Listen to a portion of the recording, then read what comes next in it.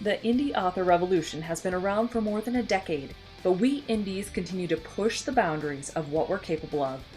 From getting over initial prejudices to staring down perfectionism and author imposter syndrome, we've become a force to reckon with. Indie authors now wear more hats than ever as we strive to create a career full of meaning, prosperity, and potential. We've juggled the demands and continue to be rebels in the face of adversity. Now, after years of hearing the shouts of hustle and grind, we indies are rebelling again. Gone are the days of publishing a book a month until we drop, and in its place are the seeds of a better way to rapid release. A way that feels incredible as we build a sustainable, lifelong author career that not only increases our visibility and royalties, but it's all done with intention and ease. If you're ready to buck the system and become the visionary authorpreneur I know you're meant to be, you've come to the right place. I'm Carissa Andrews, international best-selling indie author, and this is the Author Revolution podcast.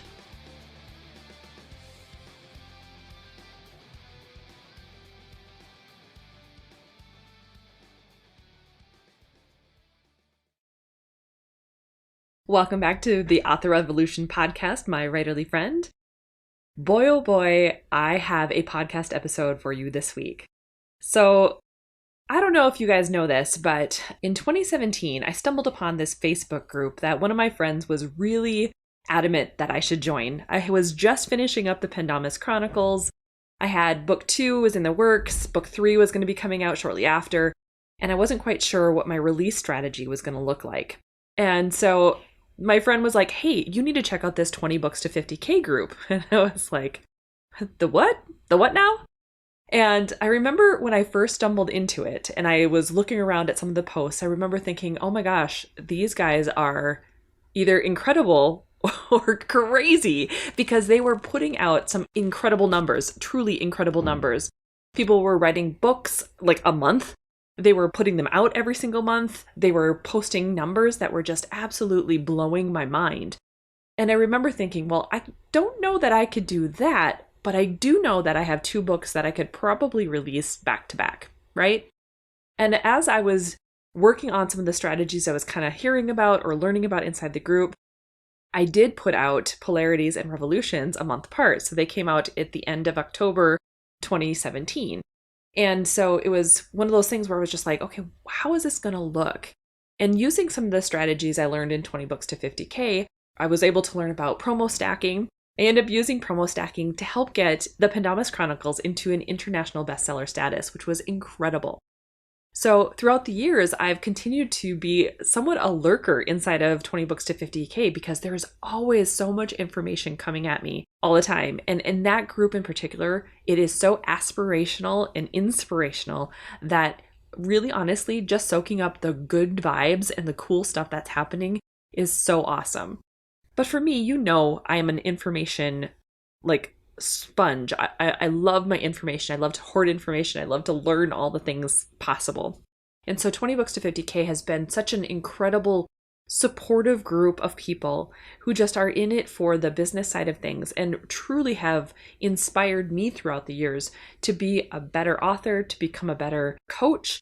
That's why today I am super pleased to announce that we have Craig Martelle from 20 Books to 50K on the podcast today. Now, guys, I have no idea how to explain how excited I am that he joined us today. So why don't we just get into this incredible episode because I know you don't want to miss it. Craig, thank you so much for joining the Author Revolution podcast. I am really excited that you're here today. It's great to be here, Carissa. Thank you. Yeah, thank you. Okay, so I have explained in the intro a little bit about you and about 20 Books to 50K and all of that stuff, but why don't you tell my audience so that they can hear from you, who you are, what you do, and why they should be paying attention. Oh, geez. Is that loaded? Yeah. Well, that's everything. That's everything. Right? I started writing back in 2015. I lit myself on fire and decided I couldn't be trusted doing stuff outside. So I came back in and I said, hey, I'll write that book I always wanted to write. And that was October 4th of 2015. And I've not stopped writing since. So I have some 6 million words published. I've got a lot of bestsellers, a lot of good stuff, a lot of award nominations, stuff like that. But what matters is a huge fan base and growing. So I've established my chops as a writer, and right away after I published 3 books, I met Michael Anderle, and that's when he started the 20 books to 50K. I was one of the first 50 people that came over and joined him. And about a year later, after I'd already written a few books with him, after I've had some pretty significant commercial success with my books, he asked me if I would run 20 books to 50K, the group.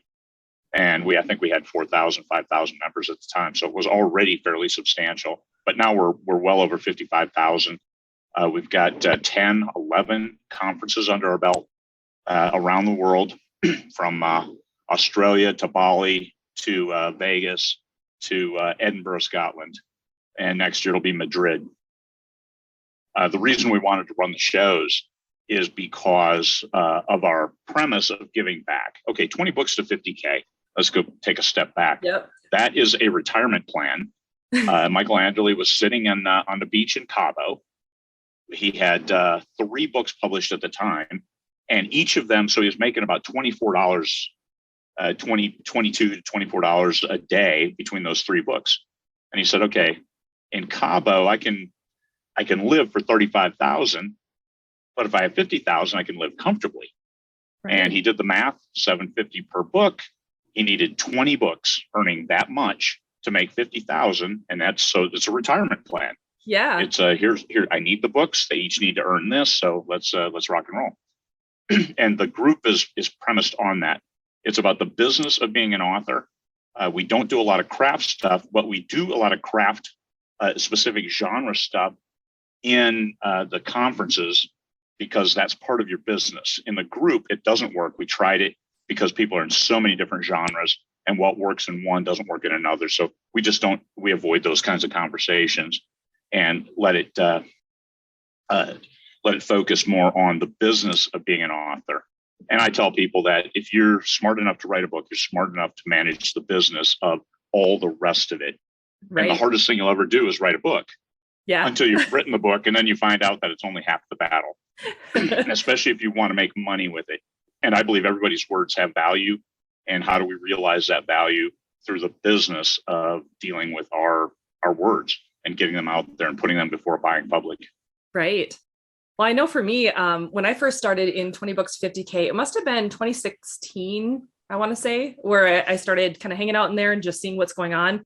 The whole idea of rapid releasing to me was fairly new. I mean, I'd kind of jumped on the bandwagon a little bit because of NaNoWriMo back in 2010, but it never occurred to me to write it faster all the time. Like, it was just a lot of life stuff going on and things that were getting in the way of that. But it was like the first experience then to think about rapid releasing and how to publish books faster, and to have that business mindset behind the writing and the publishing side of it. Where I think for me at the beginning, it was just, I love this story and I wanted to tell it. And I think a lot of authors are like that, wouldn't you say? They are. And the good thing about writing and writing to market, that nuance, I write what I want with the reader in mind. Yeah. So, and that nuance is all you need to take a passion project and turn it into a commercially viable passion project. Right. And I think that's where a lot of authors fail. I know I have a good number of friends and even a couple of students where it's like we're trying to help them see that differentiation, in that you can still write what you like, but you have to almost have your finger on the pulse of your genre that you're trying to market to, so that you know what the readers are really expecting from your books. You don't have to do everything exactly, but at least be able to portray it, if nothing else, in the book blurb, so they purchase the book and start reading it. It has to be similar, but unique. Similar in that, and genre equals marketing. So genre is a commercial construct, right? Because the marketers and the traditional publishing houses and anybody who sold books said, let's clump the readers in groups that will like certain products. So we don't waste time and money marketing to a group that's not going to like a book. So genre equals marketing, and making sure you hit the expectations of the readers within that genre. You can go a little bit crazy, and you have to. Everything has to be unique, but it still has to hit the expectations of the readers in that genre, especially if you want to sell the book and then sell more copies and more copies of the book. Absolutely. Okay, so one of the things with 20 books to 50K for me too, like you were talking about how you've tried out different things, and over the years, I've really seen so much camaraderie and some really cool expertise and things coming out of that group. Was that an intentional thing by you and Michael, or was that something that kind of grew and you went, yeah, this is the direction we want to take this particular group? Because it's just really, it's such a, whenever I am feeling confused or demotivated, I love going into the group and just perusing everything that's in there, because it's so inspiring and aspirational, but it's transformed into this really close-knit group of people who just do some amazing things and share that information with everybody. Those were a couple of premises that Michael Anderle established right at the front. Is we celebrate wins and only say what works for you. We're not going to dictate to anyone, and because we're all indies, you make the business decisions. Do not give those decisions over to others, because they will fail you because they don't know your exact situation. So here's the smorgasbord. You bring your plate. You come and pick and choose what you want. And that's apropos because we're filming this on Thanksgiving Day. Right. So I have a 4-pound pecan pie in my holy cow in my garage waiting. I did. Right. And we're going to Alex's house, and nice. Yeah, I'm sure he'll send 3.5 pounds of it home with me. But as long as I get some turkey and some real stuffing, I'm good. There you go. We've got ours in the oven right now, and it's like, it's wafting in here. I'm like, oh, it's gonna be a fun day. Oh my gosh, that's so awesome. Okay, so you and I talked briefly through Messenger about 20Booksto50K's conference from Vegas, because it just wrapped up. It's a conference that I have always wanted to go to, and it's always fallen on like a weird time frame for me. So it just has never worked. This year, obviously, COVID, we have our 6-year-old who hadn't quite yet had his vaccines. He's only had one so far. And so it was like, okay, I can't risk it this year, but next year I would like to be there. It's obviously one of the biggest indie author conferences that I've ever seen, it probably in the world, I would imagine. And it's such an inspirational thing. And I've always caught the videos afterwards to see what's being said. How are things being done? You know, who are the big players, obviously, too. And I'm curious about how that spun off. Like, we started with the group 20Booksto50K group, but then it grew into something so much bigger. Like, how did the conference aspects of that spin off of it? Oh, the conference, that was because I had the very first author conference I went to was horrendously awful. Oh no. and grossly overpriced. And I'm like, this is bullshit. I hope you allow swearing on your podcast. Yep. Because it was BS to the max. Yeah. And I'm like, I can do it better. I can do, instead of a 2-day conference, we're going to do 3. Instead of $800, we're going to make it $100, and we're going to feed the people too. Nice. And we did. By setting it in Vegas, we were able to get some, and moving it off the strip, we were able to get a lot of price concessions and make magic happen. So and so it was basically because I was pissed off at a conference. All the best things are. But also because people wanted to meet in real life. Yeah. They're like, I learn better when I talk to somebody, and most people do. And that's even though we exist online, we exist as a Facebook group, and it's all volunteers. It's still, there's so much more opportunity in meeting in person. So 2017, we finally said, hey, let's have a conference, and we did. $100 each. Yeah, we had to raise the price next year because I think Michael and I both took about 25 grand out of our pockets because we were pissed, and to prove a point that we could do it. It was a sharp stick in their eye. Yeah. And I did talk to those guys who ran that conference. They're like, that was the worst conference ever. Did you come back later? I'm like, no, because it was an awful conference. Why would I come back? Why would I come back? Make it better. Why don't you guys come to my conference? There you go. And it's not it was that first year because it was just me. We had, like 12 or 14 sessions is all. Wow, that's still great though. And we start off with 150, and by the end of registration, we had 417, I think, that first year. Wow. So this year we had 2,100 people sign up, and actually 1,720 at the end, and then about 1,350 is all that showed up. Sure. Which is okay because it was the first time in Bally's, but we needed to be able to scale up. So Bally's allows us to scale all the way up to 4,000 attendees if need be. I expect we'll have 2,500 next year because COVID will be behind us. Yeah. Whether it kills us all or not, if it doesn't kill, not. we'll be coming. Now we're going to be in a good place. So 2,500, I'm going to cap it. because I know we're going to have that many. And we have all of the vendors. I've talked to those vendors who presented remotely this year, as well as ones who didn't and wanted to. And we will have all of the major audiobook producers. We will have all of the distributors like Amazon, Apple, Barnes and Noble. It's everybody who is anybody, because this is the biggest show on the planet when it comes to indie authors and authors as a whole, especially once we put 2,500 butts in seats. Our vendor day worked spectacularly this year because people checked in and they went in. So here vendors had exclusive access to over 1,000 budding authors signed up that first day. And they went in. So exclusive access for 6 hours to all these authors. So face to face, I know pretty much anybody who was selling anything, author support tools sold out that first hour. Wow, that's crazy. Yeah. So we had a lot of interest from people already saying, hey, I absolutely have to come, or I'm in for next year. I was in this year. And when do you open registration for next year then? January 8th. Okay. January 8th, guys, make sure you have your finger over the trigger button. Yeah, and I will post it online because we have opened it up to wider than 20 books of 50K. Okay. Just because Bollies is expensive and we're not going to raise prices, but the only way to offset our costs is then we just need more people. Right. What is the price then? $299.99 for 5 days, 5 full days. That is amazing. When I saw that it was 5 days this year, I was like, holy cow, there are so many videos to watch. It's incredible. I mean, there are so many that I still have to get through.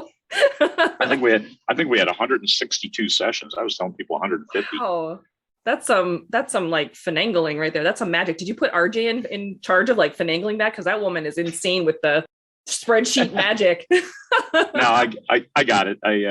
I have everybody organized as we need to. Awesome. But the AV team, Ira Heineken and Jen Green, now she joined the team.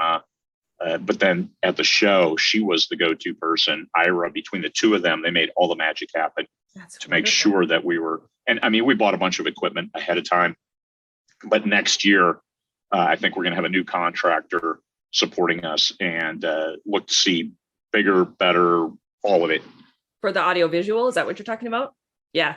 I saw one of the posts in there where you said that even the sessions that were supposed to be expertly recorded and whatnot, they weren't as good as you had anticipated. That some of the smaller sessions were. Yeah. But still, all of the sessions were legible. Were you could hear them, and they delivered. So especially as we went back through, and I think by this weekend, any session that had low sound is being remastered because we recorded all of them. Oh, wonderful. Is being remastered and re-uploaded. So look for the new uploads on certain sessions. Sure. Like some of the smaller sessions. Is that what you're meaning? Yeah. Those that were in the Palace rooms, because we did not have, in the bronze rooms, we had formal setups with HD webcams, and the sound system was linked into the speakers, to the microphones directly. So we didn't have to get the sound via secondary source like we did in the Palace rooms. It was pretty much an iPad sitting close to the speaker. Right. But it still works. I mean, as long as the information gets relayed, that's really what you're there for. It's not necessarily for like the best thing ever. I mean, most of us get it. I mean, we're used to like watching Zoom meetings, like this in order to be able to get the information. So I would say that people are way more forgiving about that sort of thing. They are. And for $300 if you were in person, because you couldn't go to 12 sessions simultaneously, they needed the material as well. And for the virtual attendees, you could pay as little as nothing and you still get all of the access. Now, next year, that's going to change. To get live access, you are going to have to pay, but we're only charging $20. Sure. Oh, that's a really good deal for people who want to be able to access that way. And then they can also ask questions of the AV team, because the AV team is live through Facebook live stream. So they can ask questions there, and the AV team can take them up to the speakers. That's a great opportunity. And if you want to watch them for free, you just wait until the next week when they come out on YouTube, because we're not going to deny anybody the information. We're making it available to everybody. That's awesome. One of the things I wanted to mention too is that, I mean, you guys are so good about constantly giving new information. And one of the things that I think it was this year that you started implementing are those successful indie author 5-minute focus things first thing in the morning. I love kind of checking in on those when some of them are like really eye popping. I'm like, what is that? I gotta check that out. They're like mini vlogs first thing in the morning, just 5 minutes, and then you're on with your day. How did that get started? Like, what was that your idea as well? Like, just to it was that right away when COVID happened and the lockdowns happened and people were freaking out. We had a 1 hour long Craig and C&M show. Yep. Where I had different guests. I had actually, if you look closely, you would see all of the guests I had on were guest speakers for 20 Books Vegas 2020, awesome. Which I kept it live all the way through until the hotel canceled on me in October.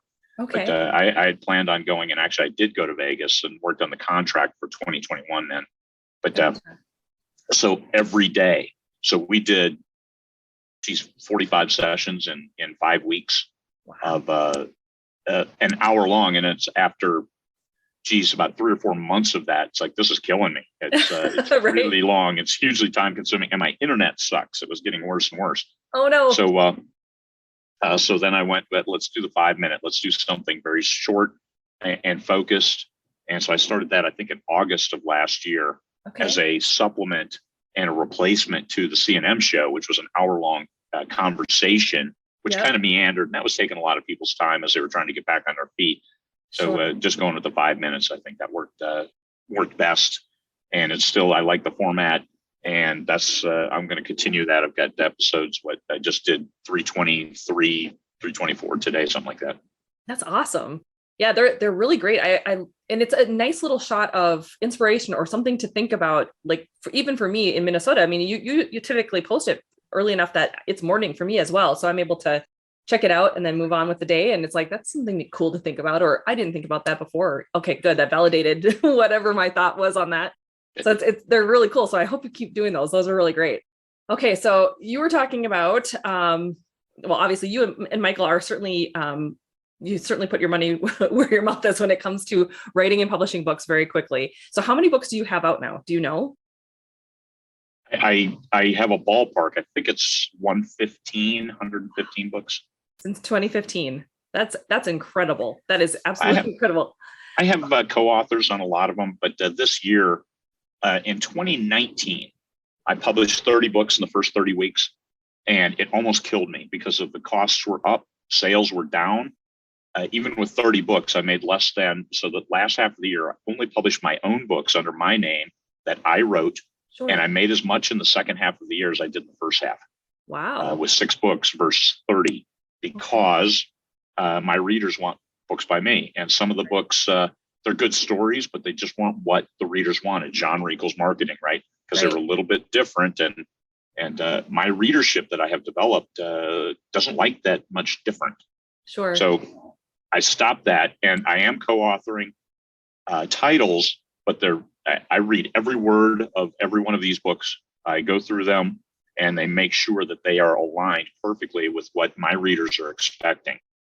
So those are doing well, much better this year than previous years, and also have expanded. I do publish. I publish with four or five different publishers because of why not? Different chances to bring readers into my brand.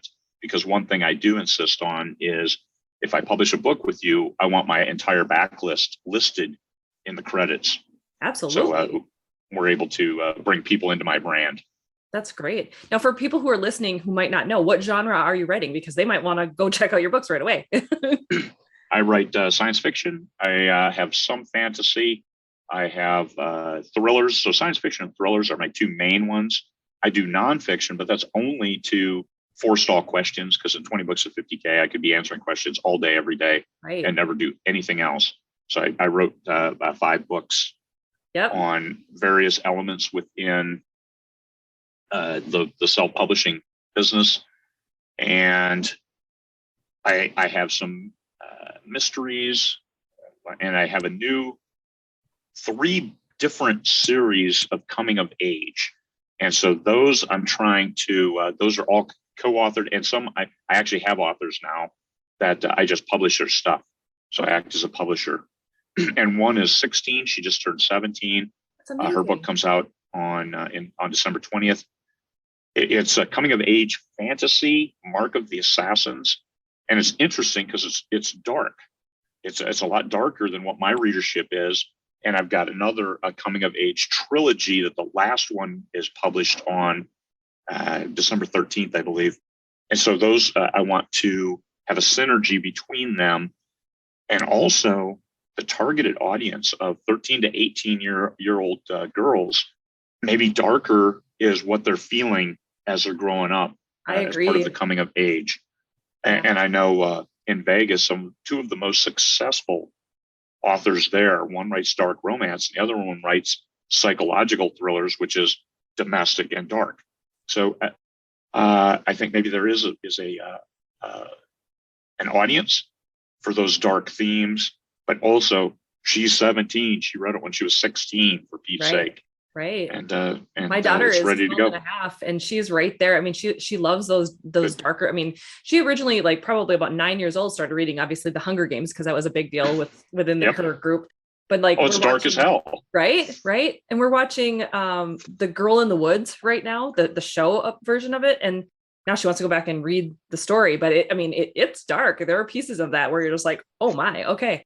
But she's loving it, and so I agree. There's something about that age right now where they're kind of going into that darkness, maybe to bring it, back to light. I don't know. I'm just kind of curious to see what happens with it. It's really interesting, but I agree that they're willing to dive right into that.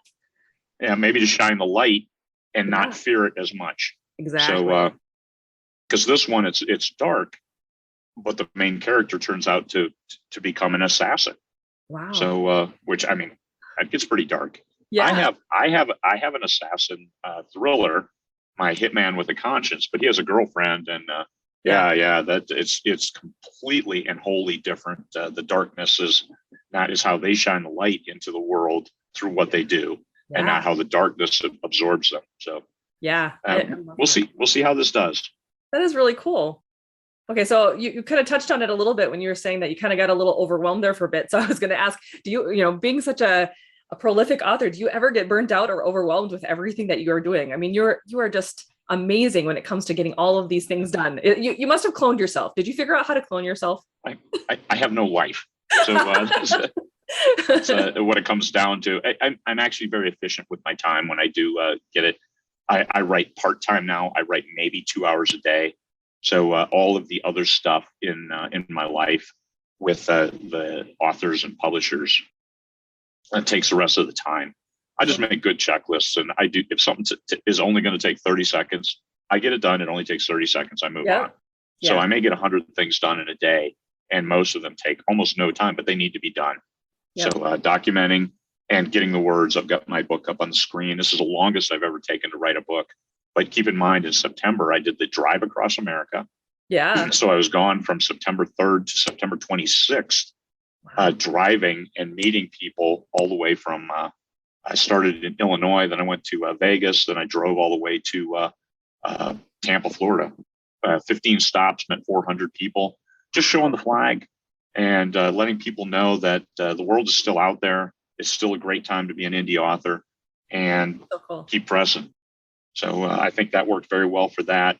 I came back and it was all Vegas because new show, new location, which is the big challenge. Yeah. So a lot of shows. Yeah. Oh, so that was 100% of my time. So I've taken almost 3 months to write this book, but I'm on the home stretch now. I should finish by Sunday, finally. That's awesome. On a book that's only going to be 60,000 words. So 3 months to write a 60,000 word book. This month has been the same for me. I've had my next book has been due to come out in December 26th. And I've been trying to get it started writing since probably mid-August. And finally with Nano, I'm like, screw it.